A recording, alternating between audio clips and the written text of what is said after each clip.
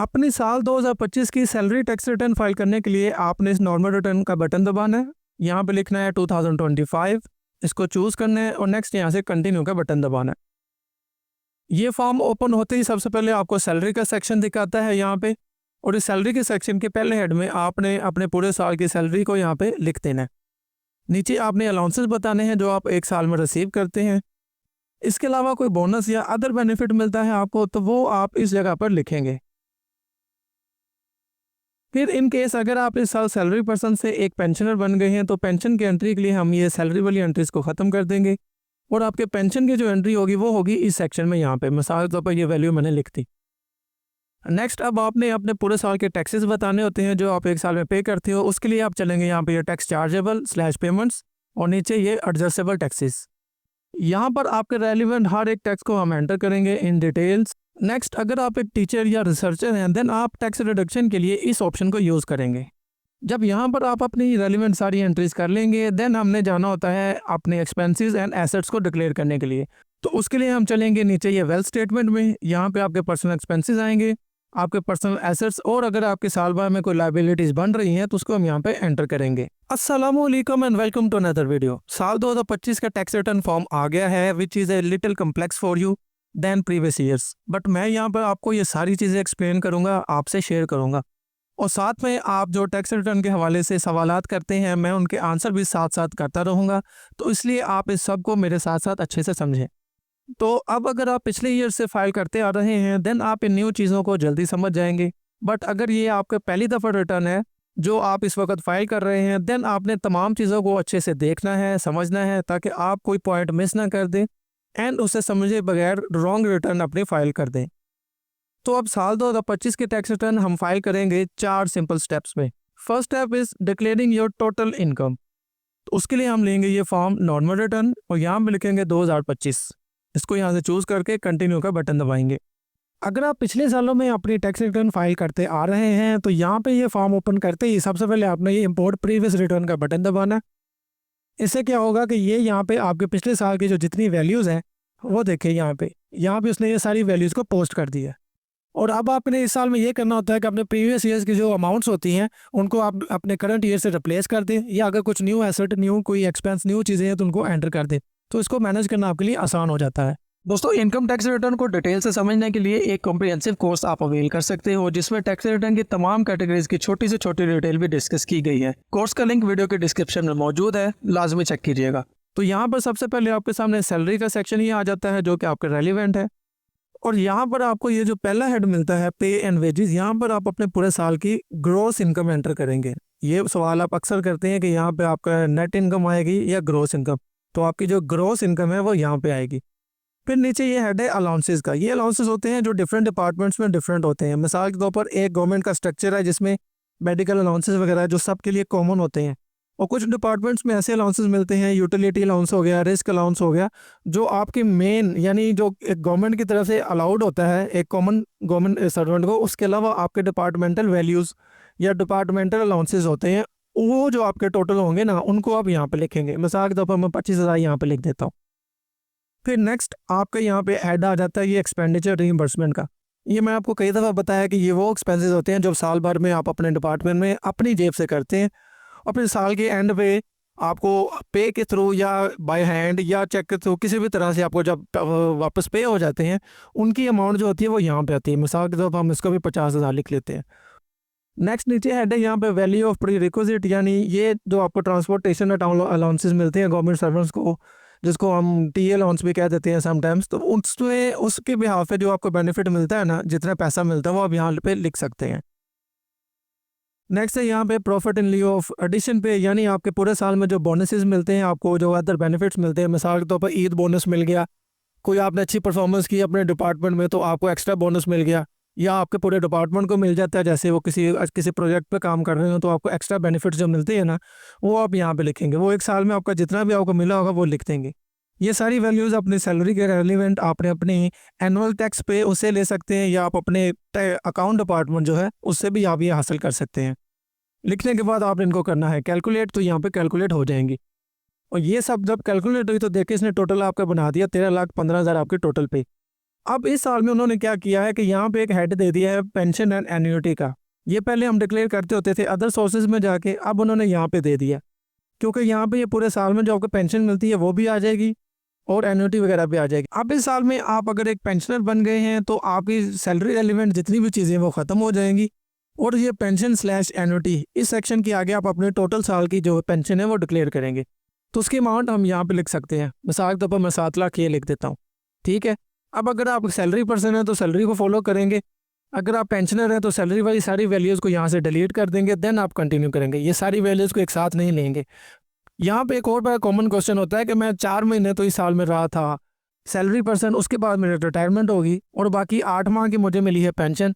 उस केस में आपने ये करना है कि जितने मंथ की आपको सैलरी मिली होगी वो आपने उतने मंथ की सैलरी डिक्लेयर करनी है, उसी हिसाब से आपने अलाउंसेस बताने हैं उस 4 मंथ में जितने भी आपको मिले होंगे, और बाकी जो 8 मंथ की आपकी होगी पेंशन वो आप यहाँ पे डिक्लेयर करेंगे। उस सूरत में आप ये सभी हेड्स को यूज़ कर सकते हैं। लेकिन अगर आप पूरा साल सैलरी पर्सन रहे हैं तो फिर आपने ये पेंशन वाली फिगर को यहाँ पे एंटर नहीं करना, और अगर आप पूरा साल में पेंशनर रहे हैं देन आपने इन सैलरी वाली फिगर्स को यहाँ से हटा देना है, ठीक है। मैं यहाँ पे फिलहाल ये पेंशन वाली को हटा रहा हूँ क्योंकि इसके ऊपर मैं पूरी वीडियो बनाऊंगा पेंशन वालों के लिए, तो फिर आप उसको फॉलो कर सकते हैं। अभी हम चलते हैं सैलरी पर्सन के हवाले से और सैलरी इंडिविजुअल जितने हैं उनके हवाले से।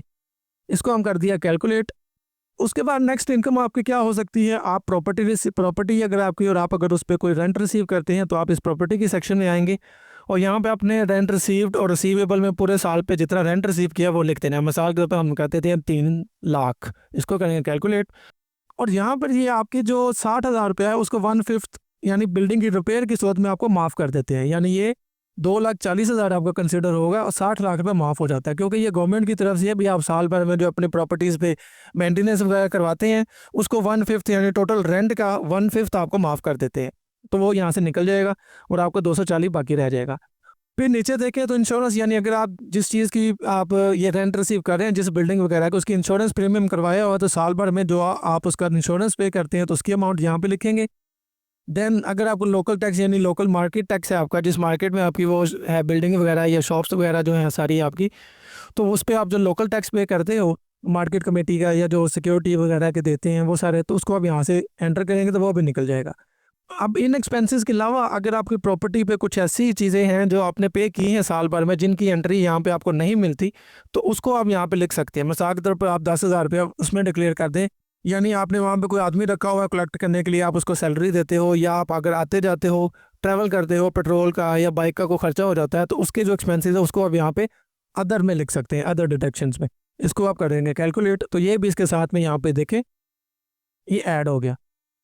नेक्स्ट पॉसिबल इनकम आपकी ये हो सकती है कि आप एक एग्रीकल्चर से भी आप हासिल करते हो, आपका एग्रीकल्चर ज़मीन है तो आपने इस एग्रीकल्चर हेड में आना है और यहाँ पे आपने पूरे साल की जो आपकी एग्रीकल्चर इनकम होगी उसको आपने लिख देना है। अभी क्योंकि ये फार्म जस्ट लॉन्च ही हुआ है तो ये फील्ड अभी इन्होंने डिसेबल रखी हुई है, इसको अभी इनेबल नहीं किया, तो ये आने वाले दिनों में जब तक आप इसको फाइल करेंगे ये इनेबल हो जाएगी, तो आप अपने साल भर की जो एग्रीकल्चर इनकम है उसको यहाँ पे लिख सकते हैं। नेक्स्ट आपकी एक पॉसिबल इनकम हो सकती है जो एक सैलरी इंडिविजुअल हासिल कर सकता है, वो होते हैं ये अदर सोर्सेज में रिसिप्ट एंड डिडक्शंस। और यहाँ पे देखिए तो ये बहबूद सर्टिफिकेट्स अगर आपने रखे हुए हैं तो इन पे आपको 1 साल का जितना बेनिफिट आता है वो लिख सकते हैं आप। उसके बाद अगर आपने अपनी रॉयल्टी किसी को पे की है, रॉयल्टी कहते हैं जब आप अपनी सर्विसेज किसी को देते हैं, कंसल्टेंसी देते हैं और उसके बाद अगर आपको वो पे कर दे तो वो आप यहाँ पे सेक्शन में एंटर कर सकते हैं। फिर अगर आपने लोन या एडवांसेस किसी को दिए हुए हैं वो आपको वापस मिल गए हैं तो इसमें आ जाएगा। इसके अलावा आपको प्रॉफिट एंड डेट मिला है तो उसकी अमाउंट आप यहाँ पे लिख देंगे, या अदर रिसिप्ट। इसके अलावा कोई ऐसी इनकम जो यहाँ पे लिस्ट नहीं होती और वो आपको मिल रही है तो उसकी एंट्री आप इस खाने में अदर रिसिप्ट में करेंगे। तो अब आपने अपने रेलिवेंट जितनी भी इनकम्स हैं जैसे मैंने एक्सप्लेन की हैं आपने अपने रेलिवेंट हेड में यहाँ पे डिक्लेयर कर देनी है। और इसके बाद जो नेक्स्ट स्टेप आता है वो होता है declaring all of your taxes जो आप 1 साल में पे करते हैं। तो टैक्सेस को पे करने के लिए हम चलेंगे यहाँ पे नीचे tax chargeable / payments and then नीचे यहाँ पे एडजस्टेबल टैक्सेस। यहाँ पे आए तो सबसे पहले आपने अपनी सैलरी के ऊपर जो साल में टैक्स पे किया होता है उसको हमने डिक्लेयर करना होता है। वो वैल्यू एक तो आपको मिल जाएगी आपके एनुअल पे स्लिप से जो आप अपने अकाउंट डिपार्टमेंट से ले सकते हैं, उसको लेके आपने यहाँ पे 149 के अगेंस्ट डिक्लेयर करना होता है। अगर इन केस आपके पास नहीं है लेकिन आपके पास इनकम का पूरा रिकॉर्ड है तो उस इनकम में से कितना टैक्स बन रहा है आपका उसको देखने के लिए आपने जानना होता है यहाँ पे ये कंप्यूटेशन पे। और यहाँ पे आए तो ये देखें आपकी टोटल इनकम बन रही है, जितने भी सोर्सेज हमने ऐड किए हैं, चाहे वो प्रॉपर्टी से हैं, चाहे वो एग्रीकल्चर से है, या आपके जितने भी बहबूद सर्टिफिकेट, कुछ भी टोटल इनकम जो आपकी बन रही है वो बन रही है 15,05,000। और उसके ऊपर जो आपका टोटल टैक्स चार्जेबल बन रहा है 2025 की टैक्स स्लैब्स के हिसाब से वो बन रहा है 75,750। ठीक हो गया। अब यहाँ पे एक ट्विस्ट ये है जो आपने हर सूरत समझना है कि यहाँ पे ये टोटल टैक्स आ रहा है जो आपकी टोटल इनकम है, लेकिन being a teacher, being a researcher, आपको 25% टैक्स डिडक्शन अलाउड है इस 2025 तक, इसके बाद नहीं। 2025 तक आपको अलाउड है जो आप क्लेम कर सकते हो। तो उसके लिए आपने ये करना होता है कि जब सबसे पहले आप अपनी यहाँ पे सैलरी डिक्लेयर कर देते हैं, मिसाल के तौर पर ये सैलरी डिक्लेयर कर देते हैं, और सैलरी डिक्लेयर करने के बाद जो टोटल अमाउंट आपके टैक्स बनेगी यहाँ पे कंप्यूटेशन पे आके यहाँ पे, उसको आपने लेके टैक्स डिडक्शन में डालना है। चले मैं बाकी सारी वैल्यूज़ जो मैंने आपको बताई हैं डिक्लेयर करके दिखाया है कहाँ पे क्या क्या करना, उसको मैं करता हूँ डिलीट, ताकि मैं आपको एग्जैक्टली बता सकूँ ये टैक्स डिडक्शन काम किस तरह से करता है। तो वो वैल्यूज़ मैं डिलीट करके वापस यहाँ पे आता हूँ। तो मैंने अब जो अदर जितने भी आपके इनकम सोर्स लिखे थे उसको ख़त्म करके सिर्फ सैलरी को यहाँ पे रखा है, और जो अलाउंसेस वगैरह हमने डिक्लेयर किए, तो यहाँ पे देखें आपको जो टोटल टैक्स चार्जेबल बन रहा है वो बन रहा है 47,250। और यहाँ से अगर आप नीचे जाएं तो ये देखें ये सारा का सारा आपका रहा है एडमिटेड इनकम टैक्स में, क्योंकि अभी हमने एफबीआई को नहीं बताया कि ये हम पे कर चुके हैं और किस किस सिनेरियो में पे किया है। चलिए अब हम वो देखते हैं। तो हमने इसको कर लेना है कॉपी, और सबसे पहले हम यहाँ पे जाएंगे टीचर्स एंड रिसर्चर्स के लिए कि वो अपना टैक्स रिडक्शन यहाँ पे किस तरह से लेंगे, क्योंकि यहाँ पे देखें ना ये 2-3 चीज़ें हैं जो आपको समझ नहीं पड़ती। ये जो टोटल टैक्स बनता है आपका, और अगर आपके डिपार्टमेंट ने आपसे वो जो 25% टैक्स रिडक्शन ऑलरेडी कट कर ली है, देन आपने डिक्लेयर करनी है। अगर उन्होंने कट नहीं की और आपसे पूरा जितना आपका टैक्स बनता था पूरा वो सारे का सारा ही डिक्लेयर कर लिया है, यानी सारे का सारा कट कर लिया है, देन आपने पूरे की पूरी ये वैल्यू यहाँ से उठानी है, और यहाँ पे 49 के अगेंस्ट ये टैक्स चार्जेबल में आपने इस 49 के अगेंस्ट डिक्लेयर कर देना है। बट अगर आपके डिपार्टमेंट ने आपको 25% टैक्स रिडक्शन दी हुई है, तो सबसे पहले आपने टोटल टैक्स को कॉपी करना है जैसे अभी हमने किया, और टैक्स रिडक्शन के सेक्शन में आना है। यहाँ पे देखें tax reduction for full time teachers / researchers, इसके सामने हमने पूरा टैक्स पूरा का पूरा यहाँ पे लिख दिया, कैलकुलेट किया। तो ये देखें ये उसका 11,813 जो उसका 25% बनता था वो यहाँ पे एडजस्ट हो गया। अब बाकी देखने के लिए हम चलेंगे कंप्यूटेशन पे। अब जैसे ही अब मैंने टैक्स रिडक्शन क्लेम किया है तो ये देखें ये टोटल अमाउंट यहाँ पे कम हो गई है। अब ये जो टोटल टैक्स चार्जेबल बन रहा है ये बन रहा है यहाँ पे आपकी सैलरी का, आपके डिफरेंट अलाउंसेस का, आपके डिफरेंट बोनसेस का, सभी का मिलके ये बन रहा है यहाँ पे। ठीक है, टोटल अमाउंट का जितनी आपकी टोटल सैलरी के अगेंस्ट अलाउंसेस जितना कुछ था सब कुछ। अब यहाँ पे इस साल में उन्होंने एक नया हेड ऐड किया है, यहाँ पे ये देखें एवरेज टैक्स का। ये एवरेज टैक्स किसके बारे में है, इसमें 2 सेक्शन है, पहले मैं आपको वो बताता हूँ। ये देखें एवरेज टैक्स पे आए, ये देखें तो यहाँ पे है एक टर्मिनेशन बेनिफिट्स और दूसरा यहाँ पे सैलरी ऑफ एरियर्स। ठीक है, ये 2 हेड है यहाँ पे जिसको हमने एवरेज करके यहाँ पे डिक्लेयर करना होता है जो आपको पूरे साल में आपके साथ हुआ है। अगर तो आप टर्मिनेट हो गए हैं उस साल में तो टर्मिनेशन बेनिफिट्स एंड टर्मिनेशन की सूरत में जो एक साथ आपको अमाउंट मिली है उस पर कितना बना है ये मैं कैलकुलेशन भी करके बताता हूँ। और दूसरा अगर आपको सैलरी एरियर्स मिले हैं तो यहाँ पे हमने ये जो अमाउंट डिक्लेयर की थी ना एम्प्लॉयमेंट के अंदर, ये देखें ये अलाउंसेस हो गए, उसके अलावा आपको ये total value of pre requisites होगी, ये आपके एक्सपेंडिचर्स हो गए, या ये आपके टोटल बेनिफिट्स हो गए। तो ये भी हो सकता है कि ये आपको सैलरी एरियर्स की सूरत में मिले हों, जो आपके पिछले रह गए थे उसको इस वे से आपको पे कर दिया गया हो या रीइंबर्समेंट की सूरत में पे कर दिया गया हो। तो हर डिपार्टमेंट में ये थोड़ी सी फ्लैक्चुएशन वो अपने हिसाब से अपने अकाउंट्स को एडजस्ट करते हैं। आपने यहाँ पे एक चीज़ को मेक श्योर करना है, क्योंकि अभी यहाँ पे इन्होंने ये हेड दे दिया है एवरेज टैक्स का, तो अब आपने ये करना है कि इन 2 हेड्स को छोड़ के आपके जो टर्मिनेशन बेनिफिट्स हैं या सैलरी एरियर्स हैं इनको छोड़ के बाकी जो सारा टैक्स आपका बना है, आपकी टोटल सैलरी जो आपने रिसीव की है सैलरी, तो उसके लिए आपने अपने डिपार्टमेंट से एनुअल पे स्लिप लाजमी लेनी है। एनुअल पे स्लिप पे आपका टोटल टैक्स जो सैलरी के अगेंस्ट होगा वो मेंशन होगा, और ये जो बाकी अलाउंसेस आपको वक्तन फ़ौक्तन मिलते रहते हैं इनकी हेड के अगेंस्ट आपको वो वैल्यू जो है वो पार्टिकुलर ईयर में या पार्टिकुलर मंथ में नज़र आ जाएगी। मिसाल के तौर पर आपको 1 लाख रुपया मिला है एरियर सैलरी एरियर्स की सूरत में मंथ ऑफ अक्टूबर 2024। ठीक है, तो अब आपने अक्टूबर 2024 में जो एक्सेस टैक्सेस की अमाउंट आई है उसको वहाँ से निकाल लेना है। वो निकाल लेने के बाद अब आपने उनको एवरेज के हिसाब से देना होता है यहाँ पे एवरेज टैक्स में, जो मैं अभी आपको एक्सप्लेन करता हूँ। यहाँ पे ये बताने का आपको मकसद ये है कि आपने अपने टोटल सैलरी के अगेंस्ट जो टैक्सेस हैं प्योर सैलरी के अगेंस्ट वो सेपरेट बताने हैं, और जिन अलाउंसेस के अगेंस्ट जो आपको टैक्सेस पड़ा है वो आपने सेपरेट बताना है, जो कि एवरेज टैक्स बन के आएगा यहाँ पे, जो मैं अभी आपको एक्सप्लेन करता हूँ। पहले हम सैलरी वाला देख लेते हैं। वापस चलते हैं हम यहाँ पे कंप्यूटेशन पे, और हम अज्यूम कर लेते हैं कि यहाँ पे ये जो 35,000 था, इसमें से जो 30,000 है वो है आपका सैलरी के अगेंस्ट टोटल। जो आपकी सैलरी थी 12 लाख पहले हमने डिक्लेयर की थी, और फिर हमने अलाउंसेस के साथ उसको 13,15,000 बनाया। तो 5% के हिसाब से बनता है टोटल 30,000 आपकी सैलरी के अगेंस्ट टोटल टैक्स। तो उसको हम डिक्लेयर करेंगे एडजस्टेबल टैक्सेस में। यहाँ पे हम लिख देंगे 12 लाख आपकी टोटल सैलरी जो एक साल में आपने ग्रोस रिसीव की, और यहाँ पे 30,000 रुपया, क्योंकि 6 लाख से ऊपर 12 लाख तक 5% टैक्स है, तो वो यहाँ पे हम डिक्लेयर कर देंगे, जो बनता है 30,000। अब जो रिमेनिंग आपकी अमाउंट रह गई है, ये देखें, ये रिमेनिंग अमाउंट जो है यहाँ पे 5,437 रुपया, इसको हमने एडजस्ट करना है आपके एवरेज टैक्सेस में। अगर तो आप टर्मिनेट हुए हैं तो फिर आप इस हेड में अपना टोटल एवरेज बताएंगे। वो एवरेज किस तरह से निकलती है, वो निकलती है इस तरह से।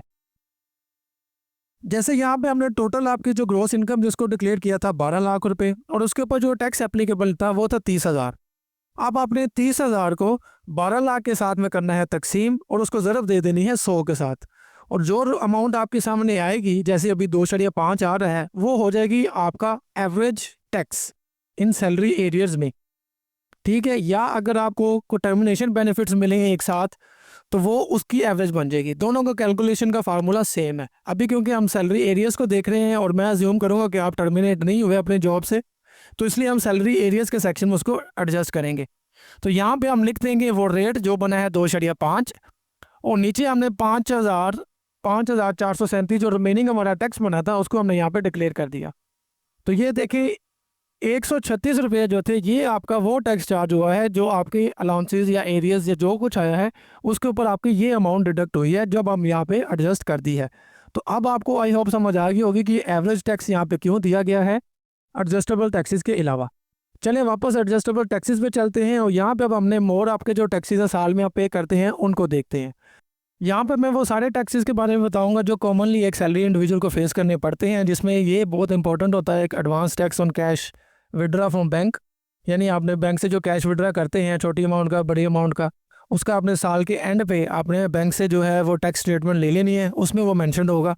उसको लेके आपने प्लस वाला आइकन दबा के ऊपर बैंक अकाउंट नंबर लिखना है, नीचे आपने लिख देना है कि वो आपका बैंक अकाउंट किस अगेंस्ट वो कटा है आपका, जैसे सेविंग, नेम ऑफ इंस्टीट्यूशन। ये देखें, ये उन्होंने एक कंटेंट बना देते हैं यहाँ पे, जो आप यहाँ पे एंटर कर सकते हो, तो उसको आप लेके आप इस सेक्शन में बता देंगे। नेक्स्ट देखें तो इस साल इन्होंने ये मोटर व्हीकल रजिस्ट्रेशन को एक एक वैल्यू को अलग कर दिया।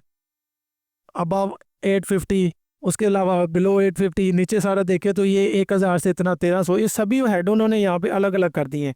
पहले क्या होता था, वो सिंपल एक वैल्यू लेते थे बस, और ठीक है जी मेरी कार के केस मैंने रजिस्ट्रेशन ली करवाई है तो इतना टैक्स कटा। अभी क्योंकि हर हेड का डिफरेंट टैक्स उन्होंने कर दिया हुआ है, और उन्होंने बड़ा एक्सप्लेन कर दिया भी हर हेड को अलग अलग आपने किस तरह से हर एक कैपेसिटी, इंजन कैपेसिटी पे जो है वो डिफरेंट किस्म का टैक्स चार्ज होता है। तो इसलिए हर एक की वैल्यू यहाँ पर लहदा दी हुई है।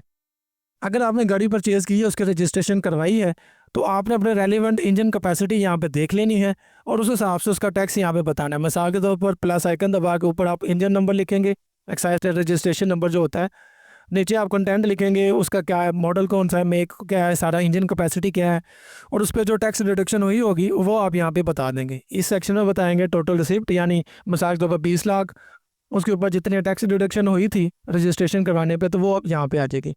ये आ रही हैं सारी सेल के सेक्शन, देखें ये सेल है, ये सब सेल में आ रहा है, और ये देखें ये रजिस्ट्रेशन में आ रहा है। आपके जो भी केस होगा रजिस्ट्रेशन वाला होगा तो ऊपर वालों को फॉलो करेंगे, सेल वाला होगा तो ये सेल वालों को फॉलो करेंगे।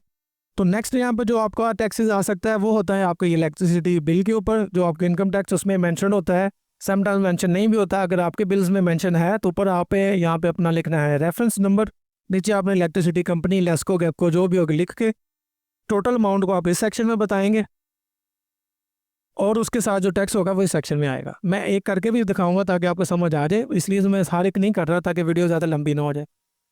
उसके बाद नीचे आपका ये टेलीफोन आ जाता है, फिर सेल फोन आ जाता है, और आपका ये फ़ोन बिल, इंटरनेट बिल, ये सारी चीज़ें आ जाती हैं। मिसाल के तौर पर जैसे आपका सेल फ़ोन है, ये तो हर एक के रेलिवेंट है, इसलिए मैं ये करके बताता हूँ। सेल फ़ोन में आपको इसको ओपन करके ऊपर अपना नंबर लिखना है, नीचे आपने लिख देना है ये जैज़ है या जोंग है, जो भी कंपनी होगी आपने लिख के इसको सबमिट करना है। ये देखिए इस तरह से ज़ीरो वाली वैल्यूज़ आ देती हैं। रिसिप्ट में आपने टोटल अमाउंट लिख देनी है 1 साल में जितना आपने किया है, और यहाँ पे आपको वो टैक्स आ जाएगा जो इस साल में डिडक्शन हुई है। ये आपको आपके जो अपनी कंपनी से मिलता है टैक्स सर्टिफिकेट, उसके ऊपर भी लिखा होता है। जैसे मैंने जोंग और जैज़ की यहाँ पे बनाई हुई है वीडियोस, उनका लिंक आपको डिस्क्रिप्शन में मिल जाएगा कि आप किस तरह से ये विदहोल्डिंग टैक्स सर्टिफिकेट ले सकते हो।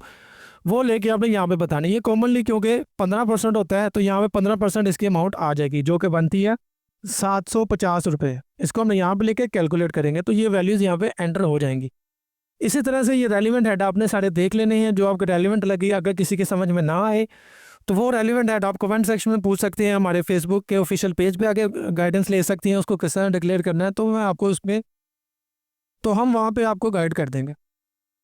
तो मैं वहाँ पे भी आपको गाइड कर दूंगा, लिहाजा इस बात की आपने फिक्र नहीं करनी।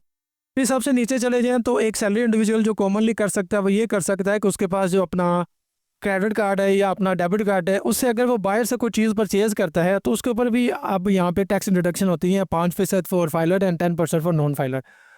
तो वो हेड आएगा ये वाला, person remitting amount abroad through debit credit. तो अगर आपने एक साल में जितनी ट्रांजैक्शन बाहर की हुई है, मिसाल के तौर पर हम ये कह देते हैं 52,000, और उसके ऊपर जो टैक्स डिडक्शन हुई है वो हम यहाँ पे लिख देंगे। लिखने के बाद हम इसको कर देंगे यहाँ से कैलकुलेट, तो ये वैल्यू भी यहाँ पे ऐड हो जाएंगी। इस तरह से देखें ये सारी वैल्यूज़ जो है एक सैलरी इंडिविजुअल की यहाँ पे ऐड होती जाती हैं सारी। तो ये भी जितना भी ऊपर वाली आपके अमाउंट होती है जो आप अपनी इनकम से ज़्यादा पे करते हैं वो आपके रिफंडेबल इनकम टैक्स में आ जाता है, जिसका आप रिफंड ले सकते हैं। मुश्किल से मिलता है, थोड़ा लेंथी प्रोसेस होता है, लेकिन मिल जाता है। तो इस तरह से दोस्तों आपने पूरे साल में आपके जितने टैक्सेस होते हैं जो आप पे करते हैं उसको यहाँ पे डिफरेंट हेड में आपने डिक्लेयर कर देना होता है। और नेक्स्ट यहाँ पे आपका स्टेप आता है जो कि होता है डिक्लेयरिंग योर एक्सपेंसेस। तो एक्सपेंसेस के लिए हमने चलना है यहाँ पे वेल्थ स्टेटमेंट में, और ये आ जाएंगे आपके पर्सनल एक्सपेंसेस। यहाँ पे आपने अपने पूरे साल के एक्सपेंस बताने हैं जो आपने किए हैं। मिसाल के तौर पर जैसे पहला रेंट है, एक साल में अगर आपका घर रेंट पे है तो एक साल में आप कितना रेंट उसका पे करते हैं आप वो लिख देंगे यहाँ पे। फिर नेक्स्ट यहाँ पे व्हीकल मेंटेनेंस आ जाती है, कोई बाइक वगैरह आपके नाम पे है तो वो आप कितना एक साल में उस पर मेंटेनेंस पे लगा रहे हैं वो आ जाएगा। नेक्स्ट आपने ट्रैवलिंग कितनी की एक साल में। फिर आपका इलेक्ट्रिसिटी बिल, जितना टैक्स आप यहाँ पे इलेक्ट्रिसिटी एडजस्टेबल टैक्सेस में बताओगे भी मेरा पूरे साल का टैक्स इतना था और उसके ऊपर जो बिल टोटल जमा करवाया था वो मैंने इतना जमा करवाया था, तो वो जो आपका टोटल बिल होगा ना एक साल का उसको लेके आपने यहाँ पे डिक्लेयर करना होता है। फिर आपके वाटर चार्जेस जो आप अपने पे करते हो एक साल में, नीचे आपके गैस के बिल जो है वो आप जितना पे करते हो वो आ जाएगा। उसके बाद आपने कोई एसेट इंश्योरेंस करवाई है तो एक साल का प्रीमियम कितना भरते हैं वो आ जाएगा। आपका मेडिकल का एक्सपेंस क्योंकि वो बहुत ज़्यादा होता है पाकिस्तान में तो वो आ जाएगा। फिर आपके बच्चों की जो जा रही हैं फीसें वगैरह, आपकी अपनी एजुकेशन है उस पर कितना खर्चा आ रहा है वो आप लिखेंगे यहाँ पे। नेक्स्ट आपने क्लब की किसी की मेंबरशिप ली हुई है तो उसका एक साल का कितना आप पे करते हो वो आ जाएगा। और ये कोई लोकल क्लब नहीं होते, ये वो क्लब होते हैं जो रजिस्टर्ड होते हैं, हर एक क्लब नहीं यहाँ पे शामिल होगा। फंक्शन गैदरिंग में कितना एक्सपेंस कर दिया आपने वो लगा देंगे। फिर आपने ज़कात वगैरह दी हुई है तो वो आ जाएगा यहाँ पे एक साल में आपने कितना पे किया है। इंश्योरेंस अपनी पर्सनल करवाई हुई है आपने तो पर्सनल इंश्योरेंस का जो एक साल का है वो आ जाएगा। फिर इन सब के अलावा अगर आपके मज़ीद एक्सपेंसेस बाकी बचते हैं जो यहाँ पे लिस्ट नहीं हुए तो वो टोटल आप यहाँ पे हाउस होल्ड एक्सपेंस में बता सकते हैं भी मेरा टोटल ये एक्सपेंस हुआ। ये इस तरह से आपने पूरे एक साल के अपने एक्सपेंसेस को यहाँ पे डिक्लेयर करना होता है और उसको ऊपर से आपने करना है इसको कैलकुलेट। ये यहाँ पे कैलकुलेट होके टोटल बन जाएंगे जो बना 7,25,000। अब नेक्स्ट और फाइनल स्टेप आपका ये है कि आपने अपनी वेल्थ स्टेटमेंट फाइल करनी है जिसमें आप अपने एसेट्स और अपने लाइबिलिटी को डिक्लेयर करते हैं। उसके लिए हम चलेंगे यहाँ पे नीचे एसेट्स लाइबिलिटीज़ पे, और यहाँ पर एक वैल्यू आपने लेके आनी है पीछे अपनी इनकम से। जो मैं हमेशा आपको बताता हूँ कि एसेट डिक्लेयर करने से पहले आपने वो इनकम को यहाँ पे डिक्लेयर करना होता है। वो इनकम आप लेके आएंगे अपने टैक्स चार्जेबल स्लैश पेमेंट्स और नीचे यहाँ पे कंप्यूटेशन से। और यहाँ पे ये देखें ये आपको टोटल इनकम नज़र आ रही है, ठीक है, या ये टैक्सेबल इनकम आ रही है, दोनों वैल्यूज़ ऑलमोस्ट सेम ही होती है। इसको आपने यहाँ से करना है कॉपी, वापस चलना है वेल्थ स्टेटमेंट पे और ये रिकन्सिलेशन ऑफ नेट एसेट्स पे। यहाँ पे आके आपने सबसे पहले नॉर्मल टैक्स के सामने अपने टोटल इनकम बता देनी है। उसके बाद फिर आपने अपने सारे एसेट्स वगैरह यहाँ पे डिक्लेयर करने शुरू करने हैं। इसका बेनिफिट आपको ये होता है कि आपके जो जमा नफ़ी होती है ये देखें ये आपकी एडजस्ट करनी आसान हो जाती है। यहाँ पे आपने इस चीज़ से कंफ्यूज नहीं होना कि ये वैल्यू यहाँ पे कहाँ से आ गई। ये वैल्यू पिछले साल से आ रही है। अगर आप पिछले साल से अपने टैक्स रिटर्न फाइल कर रहे हैं और जब आप पहली दफ़ा 2025 का फॉर्म ओपन करके ये इंपोर्ट प्रीवियस रिटर्न का बटन दबाते हैं तो पिछली सारी इनकम वैल्यू आपकी यहाँ पे आ जाती है। उनको जस्ट आपने अपने करंट ईयर के साथ की वैल्यू से रिप्लेस करना होता है, नथिंग एल्स। लिहाजा आप इसको इग्नोर करें, बाकी नीचे वाली चीज़ों को फॉलो करें। ये आपने यहाँ पे डिक्लेयर कर दी। अब चलना है हमने वापस पर्सनल एसेट्स एंड लाइबिलिटीज़ पे। इसमें सबसे ऊपर आपकी एग्रीकल्चर प्रॉपर्टी है, यानी आपके पास आपकी कोई एग्रीकल्चर इनकम होगी जो आपने यहाँ पे एग्रीकल्चर में डिक्लेयर की थी, तो उसकी जो प्रॉपर्टी है आपकी, उसका एड्रेस आप यहाँ पे बताएंगे। ऊपर एड्रेस, नीचे कंटेंट, वो कितने एकड़ है, कितने मरला है, कितने कनाल है, वो बता के उसकी टोटल वैल्यू हम यहाँ पे डिक्लेयर करेंगे। फिर अगर आपके पास कोई रेजिडेंशियल प्रॉपर्टी है तो उसका हम एड्रेस यहाँ पे लिखेंगे। जैसे ये आपका एड्रेस आ गया और यहाँ पे आप लिख देंगे हाउस या प्लॉट या जो कुछ भी आपके केस में होगा, उसको आप लिख के सबमिट करेंगे। उसकी टोटल वैल्यू जो होगी वो हम यहाँ पे लिख देंगे। नेक्स्ट नीचे आपने एनिमल नॉन बिजनेस बताने, यानी आपके पास कोई आपके एनिमल्स हैं तो उनकी वैल्यू आप यहाँ पे डिक्लेयर करेंगे, वो जितनी भी हो सकती है आपके एनिमल्स की प्राइस के लिहाज से। उसके बाद आपने यहाँ पे अपना एक बैंक अकाउंट ऐड करना होता है। बैंक अकाउंट ऐड करने के लिए आपने इस सेक्शन में आ जाना है, इन्वेस्टमेंट अकाउंट, ये सारा यहाँ पे आपने करना है। प्लस आइकन, ऊपर आपने अपना बैंक अकाउंट का नंबर लिखना है, नीचे आपने बताना है वो कौन सा बैंक है आपका और उसका अकाउंट कौन सा है, करंट है या सेविंग है, जो भी होगा इस तरह से लेके सबमिट करेंगे। और यहाँ पर आपने 30 जून 2025 उसका टोटल यहाँ पे आपने लिखना है। मिसाल के साथ हम 50,000 लिख देते हैं, जो उसका क्लोजिंग बैलेंस होगा ना वो यहाँ पे आएगा। फिर आपके पास जो मोटर व्हीकल है, क्योंकि हमने एक्सपेंसिव में बताया है कि मेंटेनेंस चार्जेस, तो आपके नाम पे जो बाइक होगी उसको आप यहाँ पे डिक्लेयर करेंगे। मोटर व्हीकल में उसका नंबर लिखेंगे, यहाँ पे लिख देंगे। जो भी आपकी जिस भी ईयर में रजिस्टर्ड होगी, जो भी नंबर होगा वो आप यहाँ पे लिख देंगे। नीचे आप लिख देंगे CD 70 125, जो भी होगा उसकी प्राइस आप यहाँ पे लिख देंगे। नेक्स्ट नीचे आपके प्रीशियस पोजेशन, ये होता है आपके गोल्ड, चांदी या इसके जो ऑर्नामेंट्स होते हैं सारे, उनकी डिटेल। जैसे मिसाल के तौर पर गोल्ड है, प्रीशियस पोजेशन, और नीचे लिख देंगे कितना है, 1 तोला है, 10 तोला है, जितना भी है। और उसकी वैल्यू जो है वो यहाँ पे आपने एंटर करनी है, जो आपके पास रसीट वैल्यू होगी उसकी, उसके हिसाब से। मिसाल के तौर पर हम कह देते हैं कि 2 लाख रुपए थी, वो हमने यहाँ पे लिख दी। फिर आपके हाउस होल्ड इफेक्ट, यानी घर पे पड़ी हुई जितनी चीज़ें, इसके ऊपर मैंने एक पूरा आर्टिकल लिखा हुआ है जिसका लिंक आपको वीडियो डिस्क्रिप्शन में मिल जाएगा, ये समझने के लिए कि हाउस इफेक्ट होते क्या हैं और उनको यहाँ पे किस तरह से डिक्लेयर करते हैं। तो उनकी वैल्यू हम यहाँ पे लिख देते हैं। नेक्स्ट आपके पर्सनल आइटम आ गया, आपका मोबाइल, आपका कंप्यूटर, आपके घर पे जो पर्सनल आइटम की यूज़ की चीज़ें हैं उनकी वैल्यू यहाँ पे आ जाती है।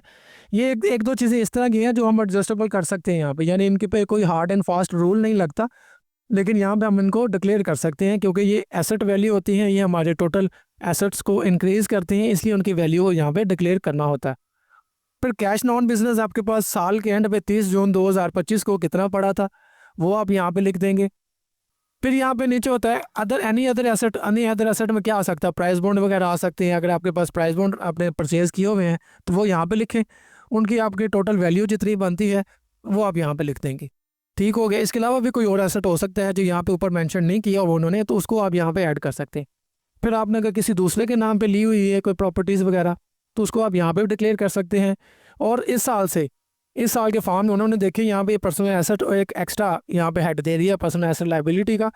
इसको जब हम ओपन करें तो देखिए यहाँ पे आ गया है asset held on others name including non filer suppose या डॉटर, यानी अगर आपकी वाइफ या आपकी डॉटर अभी नॉन फाइलर है और उनके नाम पे अगर आपने प्रॉपर्टीज़ ली हैं अपने पैसों से तो उसको आप यहाँ पे डिक्लेयर करेंगे। प्लस वाला आइकन दबाएंगे, प्रॉपर्टी उनका NIC नंबर लिखेंगे, नंबर लिखने के बाद नीचे लिखेंगे आपने प्लॉट लिया है, कितना लिया है, 10 मरला का लिया है, जितना भी लिया है वो यहाँ पे लिखने के बाद सबमिट करेंगे।